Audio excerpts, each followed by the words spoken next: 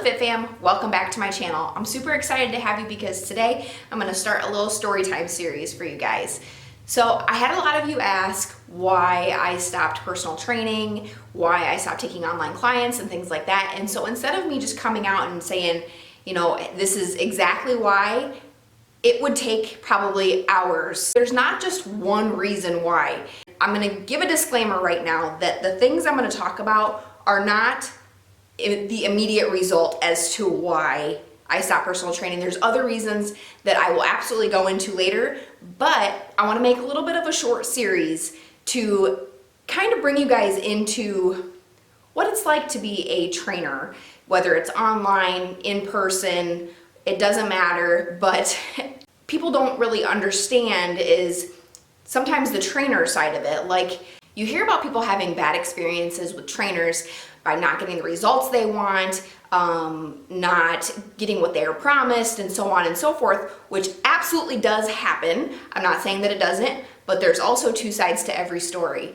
Being on the other side of the spectrum, being on the trainer side, I totally understand where some frustration can come in. And so I wanted to make it a little bit more fun and upbeat. So these stories that I'm gonna tell, it's not in any way, shape, or form meant to be a negative thing. It's just some of the things that comes along with part of being a trainer, as well as any type of business whatsoever. It happens across the board. We all have funny stories. And so just throwing that out there, that if you are my past client, try not to take offense to this.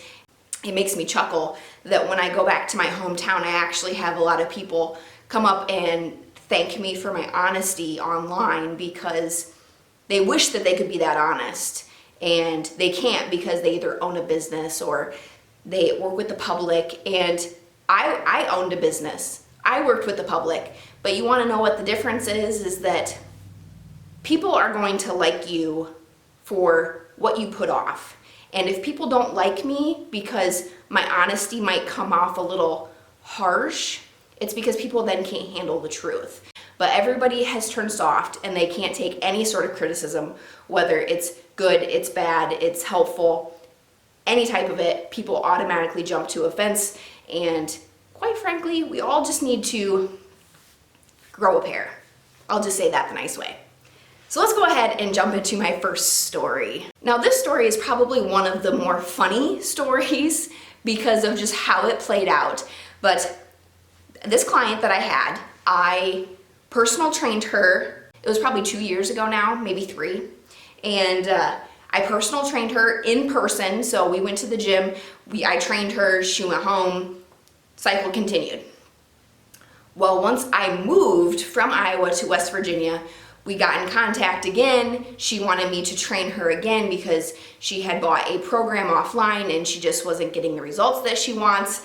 Totally understand where that comes from, because a lot of times when you buy a cookie cutter plan, it's not made for you. It's made for a group of people, and sometimes it works and sometimes it doesn't. So anyways, so I started training her online. She did not want the workouts. All she wanted was nutrition. She was gonna do the workouts on her own. So it just so happens that my husband and I, we went back to Iowa to actually have our wedding ceremony. I walk into IHOP and who do I see sitting in the booth? My client. Now, it wouldn't have been quite so funny, but she just got done telling me that morning, she sent me an email that morning telling me how well she was doing on her plan and how she was finally sticking to her macros. Things were starting to work out for her. She's got a schedule down and everything just seemed to kind of fall into place for her, which was great because we had been back training together, or back, I guess, working together because it was nutrition, for about a month and a half, maybe, probably not even quite 2 months. And so that was great because she kind of had a hard time making any progress, losing the weight that she wanted. And lo and behold, there she was sitting in IHOP. I didn't say anything to her. I chose to not embarrass her in IHOP because she was with like a family member, like a daughter or something. And you know what? I was actually on vacation too, so that was the last thing that I wanted to deal with. Being the person that I am, got on my little cell phone and I sent her an email. So she would get her email whenever she had time, so it wasn't an immediate result. She did not see me walk into IHOP. I watched her get up after she finished her meal and walk out of the building, walks to her car and leaves. So probably 20 minutes go by, 20 or 30 minutes go by, and I receive an email back. You're so busted. In my email to her, it said, hey, how's it going? Just checking in with you. How's IHOP? Sign off. Then she emails me back saying, oh my God, I was doing so well. I tried to stick to my macros. Now, I'm gonna tell you exactly what goes through my head when I catch people saying things like that after I know something has gone wrong in their diet. Is, how dumb do you think I am? I was not born yesterday, mind you. I've been on this earth for many years. So if you want to continue to think that I am just that stupid, please carry on. But I busted you. Come on, people. Like, I literally just caught you at IHOP. Has anybody ever been to IHOP? So I gave her the benefit of the doubt. I said, you know, don't worry about it. Enjoy your day.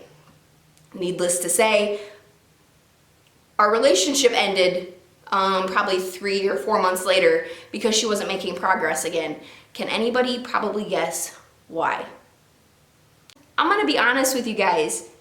You cannot screw around in your diet 75 or 80% of the time and still make the results that you want. But I'm not here to lecture you guys. I'm just here for a story time. And so that was probably my most fun experience. Like literally walking in and catching my client in the act. So that was a pretty good time. I got a kick out of it. My husband did not. He did not think it was nearly as funny as I did, but all in good fun. All in good fun, guys. But anyways, until next time, make sure to subscribe to my channel. Give this video a thumbs up if you enjoyed it, and we will catch you next time.